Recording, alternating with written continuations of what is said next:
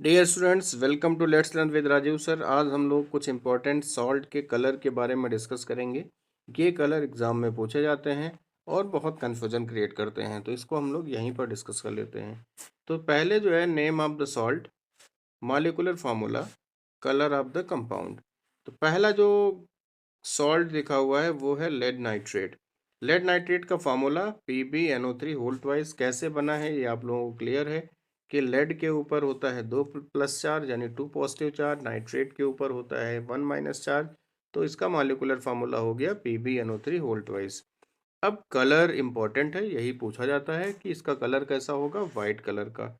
Lead iodide का अगर हम लोग देखें तो लेड आयोडाइड यहाँ पर होगा PbI2।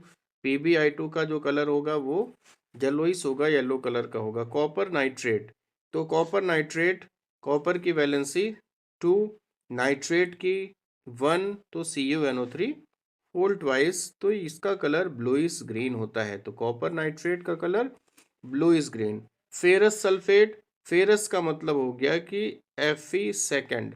आयरन की वैलेंसी यहाँ पर 2 है। हम लोगों को पता है कि आयरन की वेरिएबल वैलेंसी होती है, ये 2 वैलेंसी और 3 वैलेंसी को शो करता है। तो फेरस सल्फेट का मतलब आयरन की वैलेंसी 2 है, आयरन की वैलेंसी 2 है, और जब सल्फेट बनाया तो कलर इसका हो गया लाइट ग्रीन। फेरिक ऑक्साइड का कलर, फेरिक मतलब हो गया आयरन की वैलेंसी 3, आयरन की वैलेंसी 3 होने की वजह से यहाँ पर कंपाउंड बना Fe2O3 और कलर इसका होगा रेडिश ब्राउन कलर।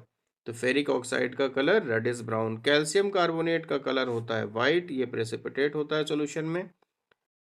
ये लाइम वाटर मिल्की हो जाता है इसी की वजह से कैल्शियम कार्बोनेट का जब वहाँ पर प्रेसिपिटेट बनता है।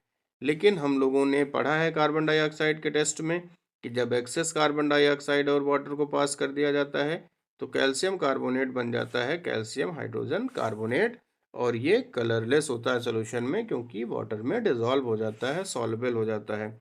बेरियम सल्फेट की अगर हम लोग बात करें तो इसका फॉर्मूला होगा BaSO4। तो BaSO4 का कलर होता है वाइट।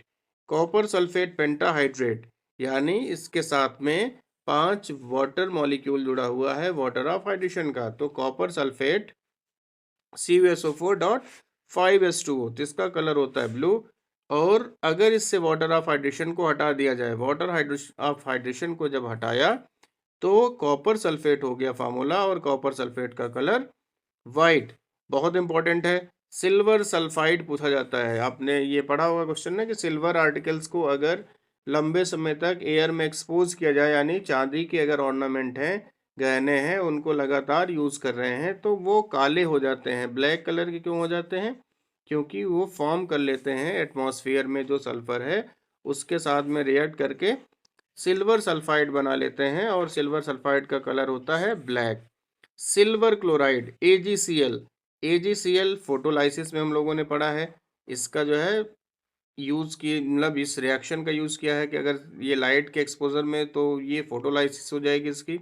सिल्वर क्लोराइड का कलर होता है वाइट। तो यहाँ पर हम लोगों ने कुछ इंपॉर्टेंट सॉल्ट को डिस्कस किया है, इसको एक बार रिवाइज कर लीजिएगा क्योंकि ये बहुत इंपॉर्टेंट है, एग्जाम में पूछा जाता है। कभी कभी असर्शन रीजन में पूछेगा, MCQ में पूछेगा, या फिर जो 5 मार्क्स 3 मार्क्स के क्वेश्चन है उसमें भी XYZ करके पूछ लेता है कि कंपाउंड का कलर दे देगा और फिर पूछेगा कि इसकी वैलेंस केमिकल इक्वेशन लिखिए।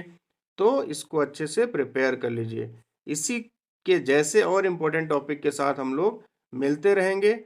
अगर वीडियो पसंद आता है तो इसको लाइक करिए और शेयर करिए जिसका फ़ायदा दूसरे बच्चों को भी हो।